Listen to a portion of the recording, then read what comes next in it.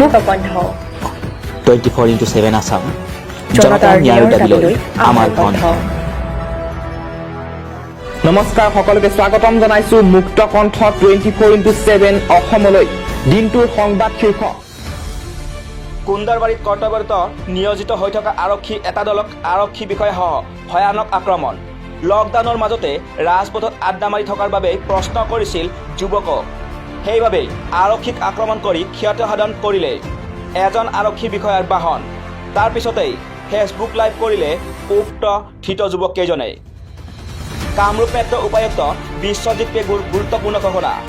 উপায়ুক্তৰ সৈতে বজাৰ কমিটি আৰু ব্যৱসায়িক সংগঠনৰ বৈঠক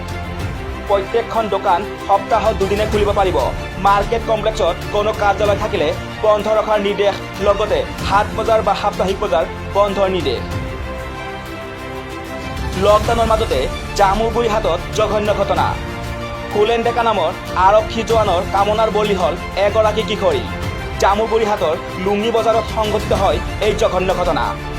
বৰ্তমান পলাতক লম্পট কুলেন ডেকা ইতিমধ্যে জামুগুৰি হাট আৰক্ষী চকীত গছৰ ৰুজুকৰ কিশোৰী পৰিয়ালৰ সোনিয়া গান্ধীৰ বৃহৎ ঘোষণা জৰুৰীকালীনভাৱে ঘৰলৈ যোৱা শ্ৰমিকৰ ভাড়া গ্ৰহণ কৰিব প্ৰদেশ কংগ্ৰেছে বিজেপি নেতাধীন চৰকাৰক আহ্বান জনাইছিল এই জটিল সময়ত শ্ৰমিকৰ ভাড়া নল'বলৈ লগতে ৰেল বিভাগকো শ্ৰমিকৰ ভাড়া নল'বলৈ আহ্বান জনাইছিল কংগ্ৰেছে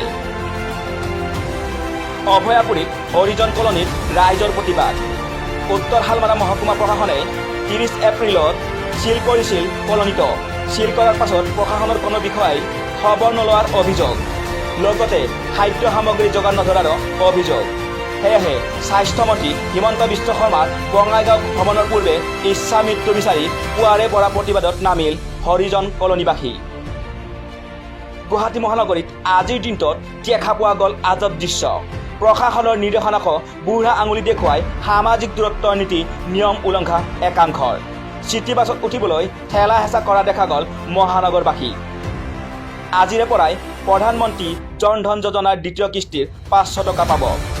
দৰিদ্ৰ মহিলাই 3 মাহলৈ 500 টকাকৈ লাভ কৰিব এই ধন উল্লেখ্য যে এপ্ৰিল মাহত প্ৰথম কিস্তিত এই ধন লাভ কৰিছিল প্ৰায় 20 কোটি মহিলাই এই ধন উলিয়াবলৈ বেংকৰ সন্মুখত ভিৰ নকৰিবলৈ আহ্বান বিত্তীয় সচিব দেৱাশীষ পাণ্ডেৰ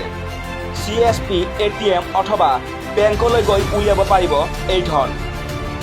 ভাৰতত দিনক দিনে বৃদ্ধি পাইছে কৰোনাত আক্ৰান্ত লোকৰ সংখ্যা 24 ঘণ্টাত 2676 জন লোক আক্ৰান্ত হৈছে কোভিড-19ত মহাৰাষ্ট্ৰত আক্ৰান্ত সংখ্যা 12974 গৰাকী আনহাতে মৃত্যু হৈছে 548 জনকৈ লোকৰ সাংসদ নৱশৰণীয়াৰ বিস্ফোৰক মন্তব্য BTIDত দুৰ্নীতিৰ পাহাৰ কৰিছে BPFৰ দুৰ্নীতিৰ তথ্য দিছে স্বয়ং BPFৰ সদস্যই ৰুলিং পাৰ্টিৰ এই কিছু লোকে তথ্য যোগান ধৰিছে এই মন্তব্য কোকৰাঝাৰৰ সাংসদ গৰাকী লকডাউনৰ মাজতে অমানৱীয় ঘটনা